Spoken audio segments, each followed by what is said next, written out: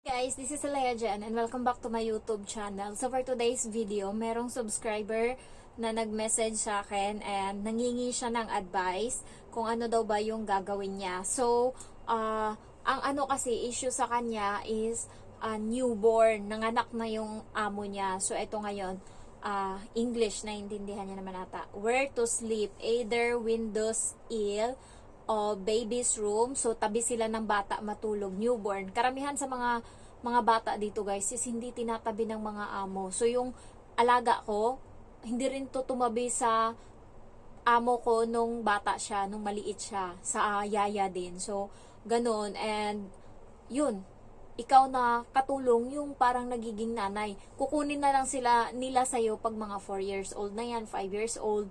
Yan na nila kukunin kasi yung alaga ko natulog doon 4 and a half. So, doon na yung time na kinuha nila nung malaki na.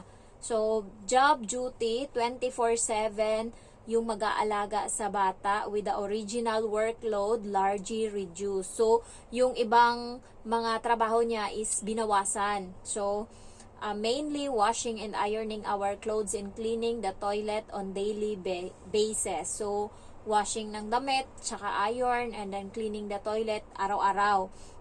No need to prepare breakfast and lunch for sir and mom, but prepare dinner every day.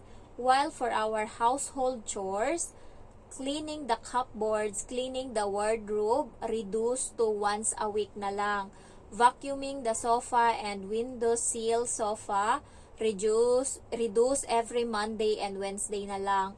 Cleaning our bedroom, vacuuming our bed, and cleaning window sill, reduce to once a week na lang. Mopping the floor, reduce to every Tuesday and Thursday na lang, yung dating once a week. Cleaning the aircon mesh, no need to do it for now. So, hindi ako naglilinis ng aircon dito. When mom and our parents are here and take care of the baby, you help to do the cleaning chores. When our friends come visit, you still need to host them, set up the table, no need to cook though, give them water and clean up the table afterwards. Basically, it's to help us to treat the guests properly. Unless baby is crying, then priority shifts back to her. So, babae yung bata. So, meron akong dalawang kaibigan na newborn baby din. Yung isa is, pagdating niya dito, nanganak na yung amo niya. Tabi din sila matulog. May CCTV din. Ang ginagawa niya is, minsan, nag-arenola pa nga siya. Umiihi siya dun banda sa hindi nakikita ng CCTV. Ayan. Kasi nga, ano pa ba? Natutulog siya, kasama yung bata. Ano naman guys, kapag newborn, hindi naman yan gising, yung 24/7 na sinasabi, hindi naman yan 24/7 kang dilat yung mata. Syempre, pag tulog yung bata, tulog ka din sa gabi, mag-a-alarm ka lang kung kailan i-check mo siya, kung kailan padidein. Meron kasing mga times. Pero yung isa kong alaga, ay isa kong kaibigan na galing ng Dubai, ano yun siya sanay siya mag-alaga ng bata.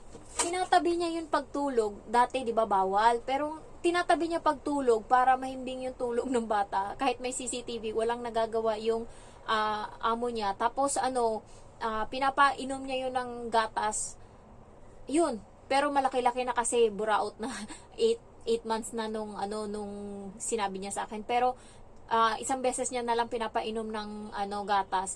Mahirap lang kapag newborn tapos yung amo mo is doktor. Medyo masilan sila. Kapag doktor yan or nurse, marami silang arte sa bata. So, yung kaibigan ko is siya nga nag-aalaga sa bata. Mahirap yan dyan pagka nagkasakit yung bata, may rashes. Kasi minsan nagde-day off siya, yung utak niya is nandun sa bata na mamaya ako na naman sisihin yan kasi nga nagka-rashes yung bata. So, habang nasa day off siya, yung iniisip niya, yung utak niya, nilalagnat nga yun pag alis ko ako na naman sisihin kung bakit nagkalagnat yan.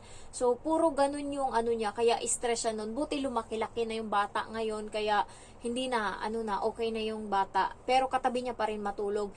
Ang ginagawa niya, kapag tulog yung bata, mabilisan niyang ginagawa yung mga trabaho niya, mabilisan niyang, lahat, mani-mani, yung hindi yung linis na babagal. So, mabilisan lahat. Minsan nga, mayroon pa siyang time mag-TikTok, mayroon pa siyang, isang beses, natulog yung bata, natulog din siya, tapos nahuli siya nung amo niyang lalaki. Sabi sa kanya, wag niya na daw ulitin. tanghali yon. Guys, mahirap pa nga yung sa kanya kasi may ano siya, bata na maliit, and meron pa siyang alaga na malaki, 4 years old. So dalawa yung inaalagaan niya. Tapos yung mag-asawa is nagtatrabaho yun. Tapos yung lalaki isalbahe pa, naninigaw pa yun sa kanya. Binato nga siya ng balde na may lamang tubig dahil lang sa yung alaga niya na malaki na lalaki, salbahe, nahulog yung tissue, isang buong tissue doon sa nakababad na tubig na may damit. So wala na, hindi na yun magamit yung tissue. Nagalit yung tatay, tas binato siya ng isang balde ng tubig. Hindi naman tumama sa kanya, pero tumalsik yung mga tubig sa kanya. So nung time na yun, naisip niya na mag-break ng contract, pero hanggang ngayon nandun pa din siya. Dinala namin siya doon sa may central, doon sa sa nag-a-apply, 'di ba? Meron diyang agency. Iniwan namin siya doon kasi nga nag-a-apply siya. So umalis kami, nagulat kami, maya tumawag, nasan daw kami, susunod daw siya. So umalis siya. Bigyan niya pa daw ng chance. So hanggang ngayon nandun pa din naman siya. Siguro bumait-bait na yung amo niya. Sa una lang naman kasi mahirap. So sa trabaho, niya naman, nakaya niya naman. Yun nga, kailangan mabilis kang kumilos, mabilis kang gumalaw. Yung pag hindi ko siguro kaya yan, kaya red flag talaga sa akin kapag newborn, kasi nga yun yung time na parang mahilo-hilo siya minsan dahil sa antok. Kasi yung bata, gigising ka sa gabi, yung dapat tuloy-tuloy na tulog mo, kahit 4 na oras lang yan, basta tuloy-tuloy, matino na yan, okay na yan, 5 oras. Pero yung 3 oras, gigising ka na naman, i-check mo siya, mamaya iingos-ingos yan siya dyan, i-check mo na naman uli. Mahirap talaga kapag newborn. So may isa naman akong kaibigan, kasabay ko siya nag-apply sa Light and Hope, pero hindi siya natanggap. Doon siya nagkaroon ng employer sa King's Manpower. So newborn din. Pagdating niya dito, buntis yung asawa, tapos nanganak nung nandyan siya mga 5 days, tas anak na.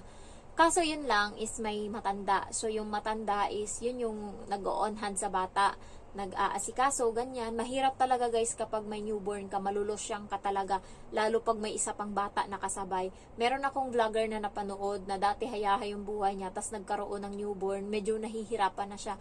Kasi yung pagkain, maarte yan sila.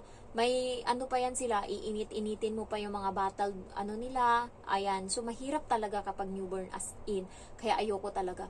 So, siya naman, nakaya niya, na-adjust niya, partida nurse pa yung niya, yung amo niyang babae. Okay naman siya, patapos na din siya ng contract. Siguro mga 1 year na siya mahigit, 1 year and 3 months or 4 months. So, naman, tiyagaan lang talaga. Sa una lang talaga mahirap kapag newborn. Pero pag nagamay mo na, nahanapan mo na ng paraan kung paano mo gagawin, okay na yan. Newborn, nakaranas din naman ako ng newborn sa pamangkin ko. Partida, pinapagalitan pa nga ako ng ate ko kasi katabi ko yung pamangkin ko matulog. Bagong anak, as in. Kaya parang ako yung nagiging niya na, naging mama niya na. Kasi yung kamay niya, kinukuha ko sa gilid, tas pinapaamoy ko dito, natutulog ako na yung kamay niya nandito. Ang bango kasi ng kamay ng bagong anak na bata. Amoy gatas na, naalala ko pa. So, pinapagalitan ako ng kapatid ko. Sabi niya, ano ba yan? Maano yung anak ko Tapos basta ako talaga hanggang sa iniwanan niya yung 2.5 years old. Umalis siya. Tapos yung mama ko na nag-alaga. Pero kada umaga ako yung nag-aalaga. Ang ginagawa ko naman noon is binabantayan ko lang siya, pinapadede ko, sinisecure ko lang yung mga, basta iniinit ko yung mga kailangang initin na mga bottled water niya, mga bottle ganon. Tapos nililiguan ko siya. Tapos kapag masakit yung tiyan niya, merong diyan dito yung parang dito, malambot na parte ng ulo nila. Kapag kapag ewan ko, may sign dyan hindi ko alam kung, nakalimutan ko na kung parang parang matigas ata. Kasi malambot yan nung una. Pag tumigas yan, it means masakit yung tiyan ng bata. So yun yung time na hinahaplasan ko to, nilalagyan ko asiti de manzanilla, ganyan. Pero baka hindi naniniwala yung mga nandito sa Hong Kong ng ganyan. Pero ganyan yung ginagawa ko. Tapos pinapakain ko lang siya ng Cerelac. Ayan, inaano-ano ko kasi ayaw kumain, nililito, inaano-ano ko. So, mahirap siya, alam mo kapag gabi, kapag may sakit yung bata, tapos yung mama ko paus na, kasi nga sinanay ng mama ko na bago matulog is kantahan. So ngayon, hindi natutulog ng bata yung walang kanta. Kaya wag niyong sanayin yung newborn kung meron kayo na bini-baby-baby nyo, ganun-ganunin nyo or ano. Hayaan nyo lang siyang matulog dyan. Kasi pag nasanay siya na may kanta or may tape, maghahanap na yan. Anytime. Kaya yung pamangkin ko, kapag wala siyang naririnig na kanta, and duyan, kasi dinuduyan ng mama ko and kanta, kapag hindi siya nakaganon, gigising siya. Kaya salitan kami ng mama ko, yung mama ko muna hanggang alas 11 ng gabi. Tapos matutulog siya kasi paus na siya. Ako naman ngayon, ginagawa ko dati, meron akong pocketbook. So habang inieleli ko siya sa duyan, nagbabasa ako ng pocketbook. Ayan. So mahirap kapag newborn. Kaya nagtanong siya sa akin kung ano daw ba yung reason kung gusto niya na mag-terminate. Sabihin mong nagkakasakit ka na. Dahil sa walang sapat na tulog, dahil may batang maliit. Ganunin mo na lang. And sabihin mo, may magandang opportunity sa Pinas. So, doon ka na lang. So, sabihin mo na lang na ayaw mo na magtrabaho sa Hong Kong. Or kaya sabihin mo na, uuwi ka muna for good. Ano ba? Mahirap kasi pagka ganyan. Ako din, hindi ko rin alam kung paano i-reason ko. Baka siguro i-reason ko is priority ko yung health ko. Kasi yun naman talaga nung bago ako dito and bumababa yung timbang ko as in sobrang payat ko. Ngayon, dati 92 siya LBS. Ngayon, nagiging 99 na to 100 yung LBS ko. Sabi nga ng Indonesian, taba na daw ako. So, sabi ko talaga, kapag naging 84 ako or 85 yung timbang ko doon, is talaga, gi-give up na ako. Sasabihin ko talaga sa amo ko, priority ko yung sarili ko, yung health ko, kaysa sa pera dito. Kasi nung time na yun, parang nabuburyong na din ako, yung parang hindi ako masaya sa trabaho ko, na habang nagtutupi ako, nagagalit ako kung bakit mahirap kami, kung bakit naranasan ko to. So, yun lang. Pero ngayon guys, chill na, ang bilis ng araw. Tapos tatawa-tawa lang ako. Tapos sinasabihan ko yung bago na katulong na kasabay ko sundo ng bata. Sabi ko, hayahay, matatapos na naman yung buwan. Sasahod na naman tayo. Tapos tawa kami ng tawa. Kasi parang ang bilis lang kapag magaan yung yung aura dito sa bahay, yung walang sigaw, wala kang maririnig na ganyan. Pero pag puro bobo, ganyan, katulong ka na nga lang, hindi mo pa magawa yung trabaho mo, yung puro sigaw, ay doon may stress. Kapag yung bata lang nagngangarag, doon lang ako nai-stress talaga, na nagagalit ako. Pero pag yung mga amo ko, wala namang problema. So, ayun lang, sana, kung hindi mo talaga kaya, kung nanonood ka man ng vlog ko, kasi nag-message sa akin sa Messenger, hindi mo talaga kaya, give up na. Pwede ka naman mag-apply habang nag-1 month notice ka sa kanya. Mag-apply ka dito sa mga agency sa Hong Kong para makakuha ka ng ibang amo na walang newborn. Kasi kahit ako, ayoko ng newborn. Yun talaga yung red flag sa akin. Newborn tsaka may aso. Ayoko talaga niyan. Inis na inis ako dyan. So, ayun lang guys. Thank you for watching and I love you all. Bye-bye.